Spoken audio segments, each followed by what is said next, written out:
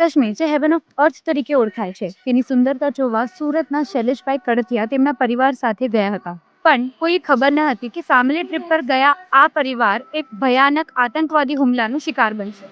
PP Sawani ગ્રુપના chairman અને સમાજસેવક શ્રી મહેશભાઈ સવાની શૈલેષભાઈના પરિવારને મળ્યા અને તેમનો દુઃખ પણ વ્યક્ત કર્યું. જે આપણા દેશ માટે જે બનાવ બન્યો છે એ ખૂબ જ દુઃખદાયક છે.